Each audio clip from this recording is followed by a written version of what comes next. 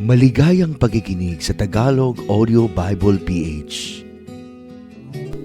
Mateo Kapitulo 1. Ang aklat ng lahi ni Jesucristo, na anak ni David, na anak ni Abraham.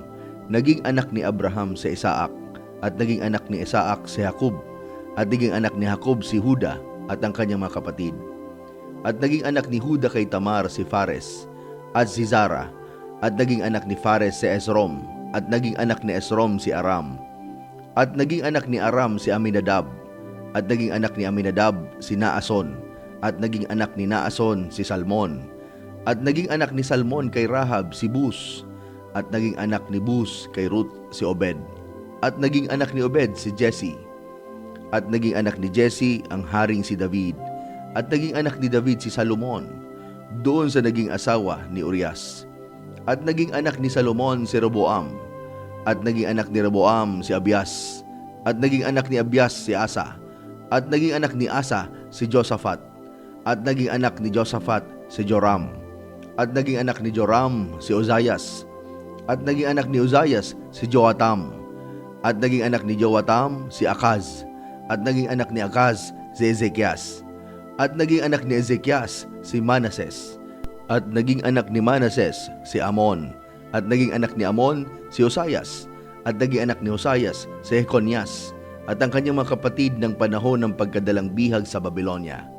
At pagkatapos ng pagkadalang bihag sa Babylonia, ay naging anak ni Jeconias si Salatiel, at naging anak ni Salatiel si Zorobabel, at naging anak ni Zorobabel si Abiud, at naging anak ni Abiud si Eliakim, at naging anak ni Eliakim si Azor, at naging anak ni Azor si Zadok, at naging anak ni Zadok si Akwim, at naging anak ni Akwim si Eliod, at naging anak ni Eliod si Eleazar, at naging anak ni Eleazar si Matan, at naging anak ni Matan si Jacob, at naging anak ni Jacob si Jose, asawa ni Maria, na siyang nanganak kay Jesus, na siyang tinatawag na Kristo. Sa makatuwid ang lahat ng mga salit-saling lahi buhat kay Abraham hanggang kay David ay 14 na salit-saling lahi, at buhat kay David hanggang sa pagdalang bihag sa Babylonia ay 14 na salit-saling lahi, at buhat sa pagdadalang bihag sa Babylonia hanggang kay Kristo ay 14 na salit-saling lahi. Ang pagkapanganak nga kay Jesucristo ay ganito: nang si Maria na kanyang ina ay mag-aasawa kay Jose, bago sila magsama ay nasumpuang siya'y nagdadalang tao sa pamamagitan ng Espiritu Santo. At si Jose na kanyang asawa, palibhas ay lalaking matuwid at ayaw na ihayag sa madla ang kanyang kapurihan, ay nagpasyang hiwalayan siya ng lihim. Datapwat samantalang pinag-iisip niya ito, narito, ang isang anghel ng Panginoon ay napakita sa kanya sa panaginip, na nagsasabi, Jose, anak ni David, huwag kang mangamba sa pagtanggap kay Maria na iyong asawa, sapagkat ang kanyang dinadalang tao ay sa Espiritu Santo. At siya'y manganganak ng isang lalaki, at ang pangalang itatawag mo sa kanya ay Jesus, sapagkat ililigtas niya ang kanyang bayan sa kanilang mga kasalanan. At nangyari nga ang lahat ng ito upang maganap ang sinalita ng Panginoon sa pamamagitan ng propeta na nagsasabi, narito, ang dalagay magdadalang tao at manganganak ng isang lalaki, at ang pangalang itatawag nila sa kanya ay Emmanuel, na kung liliwanagin ay sumasa atin ng Diyos. At nagbangon si Jose sa kanyang pagkakatulog, at ginawa niya ang ayon sa ipinag-utos sa kanya ng anghel ng Panginoon, at tinanggap ang kanyang asawa, at hindi nakilala siya hanggang sa may panganak ang isang lalaki, at tinawag niya ang kanyang pangalang Jesus. Mateo Kapitulo 2. Nang ipanganak nga si Jesus sa Bethlehem ng Judea, sa mga kaarawan ni Haring Herodes, narito, ang mga pantas na lalaki ay nagsidating sa Jerusalem mula sa silanganan, na nagsisipagsabi, saan naroon ang ipinanganak na hari ng mga Hudyo? Sapagkat aming nakita ang kanyang bituin sa silanganan, at naparito kami upang siya'y sambahin. Nang marinig ito ni Haring Herodes ay nagulumihanan siya at pati ng buong Jerusalem. At pagkatipon sa lahat ng mga pangulong saserdote at mga eskriba ng bayan, ay siniyasat niya sa kanila kung saan siya ipapanganak. At sinabi nila sa kanya, sa Bethlehem ng Judea, sapagkat ganito ang pagkasulat ng propeta, at ikaw, Bethlehem, na lupa ng Huda, sa anumang paraan ay hindi ikaw ang pinakamaliit sa mga pangulong bayan ng Huda, sapagkat mula sa iyo'y lalabas ang isang gobernador na siyang magiging pastor ng aking bayang Israel. Nang magkagayoy, tinawag ni Herodes ng lihim ang mga pantas na lalaki at kanyang siniyasat ng buong ingat sa kanila ang panahong isinilang ng bituin. At pinayaon niya sila sa Bethlehem at sinabi, kayo'y magsiparoon at ipagtanong ng buong ingat ang tungkol sa sanggol, at pagkasumpong ninyo sa kanya, ay ipagbigay alam ninyo sa akin, upang ako na may makaparoon at siya'y aking sambahin. At sila, pagkarinig sa hari, ay nagsiyaon ng kanilang lakad, at narito, ang bituing kanilang nakita sa silanganan ay nanguna sa kanila hanggang sa sumapit at tumigil sa tapat ng kinaroroonan ng sanggol. At nang makita nilang bituin, ay nagagalak sila ng di kawasang galak.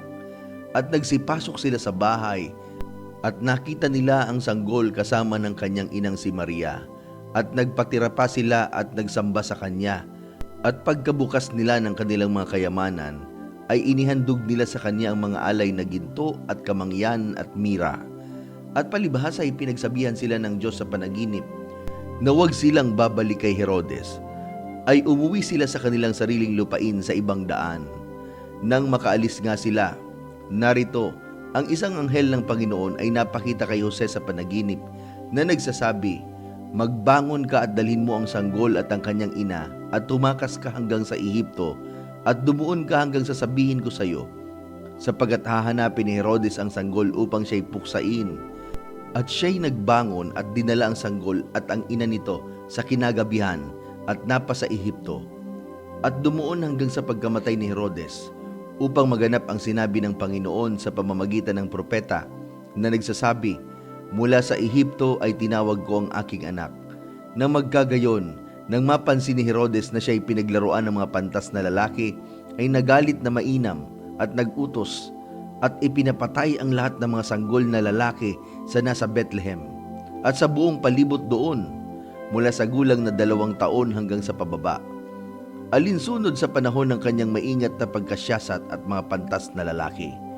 Nang magkagayoy, naganap ang sinalita sa pamamagitan ng propeta Jeremias na nagsasabi, isang tinig ay narinig sa Rama, pananangis at kalagim-lagim na iyak. Tinatangisan ni Raquel ang kanyang mga anak at ayaw na siyang maaliw sapagkat sila'y wala na. Ngunit pagkamatay ni Herodes, narito ang isang anghel ng Panginoon ay napakita sa panaginip kay Jose sa Ehipto na nagsasabi, magbangon ka at dalhin mo ang sanggol at ang kanyang ina at pumatungo ka sa lupain ng Israel sapagkat namatay na ang nagmimithi sa buhay ng sanggol. At nagbangon siya at dinala ang sanggol at ang kanyang ina at pumatungo sa lupa ng Israel.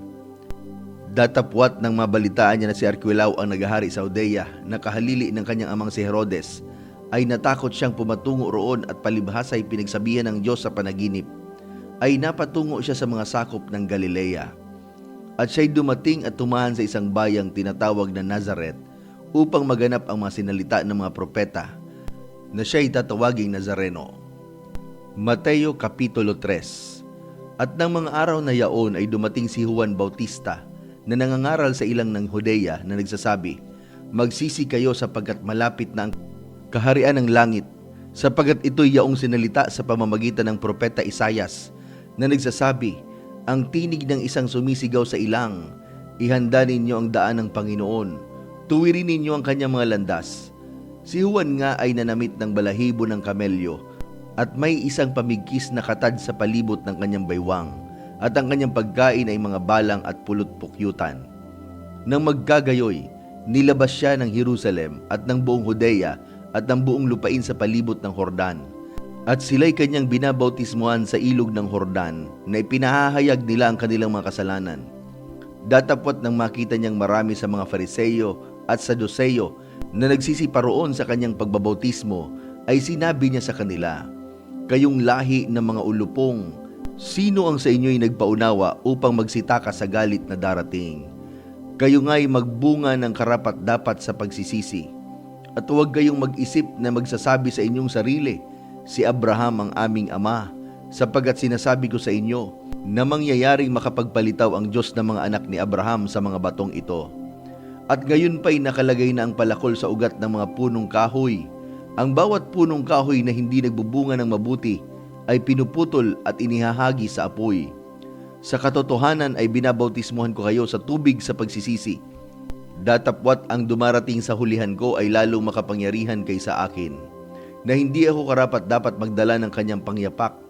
Siya ang sa inyo'y magbabautismo sa Espiritu Santo at apoy. Nasa kanyang kamay ang kanyang kalaykay, at lilinisin niyang lubos ang kanyang giikan, at titipunin niya ang kanyang trigo sa bangan. Datapwat ang dayami ay susunugin sa apoy na hindi mapapatay. Nang magkagayoy, naparoon si Jesus mula sa Galilea at lumapit kay Juan sa ilog ng Jordan upang siya'y bautismuhan niya. Datapwat ibig siyang sansalain ni Juan na nagsasabi, "Kinakailangan ko na ako'y iyong bautismuhan at ikaw ang naparirito sa akin." Ngunit pagsagot ni Jesus ay sinabi sa kanya, "Payagan mo ngayon, sapagkat ganyan ang nararapat sa atin, ang pagganap ng buong katwiran." Nang magkagayoy, pinayagan niya siya. At nang mabautismuhan si Jesus, pagdakay umahon sa tubig at narito, nabuksan sa kanya ang mga langit at nakita niya ang Espiritu ng Diyos na bumababang tulad ng isang kalapati at lumalapag sa kanya. At narito, ang isang tinig na mula sa mga langit na nagsasabi, "Ito ang sinisinta kong anak na siya kong lubos na kinalulugdan."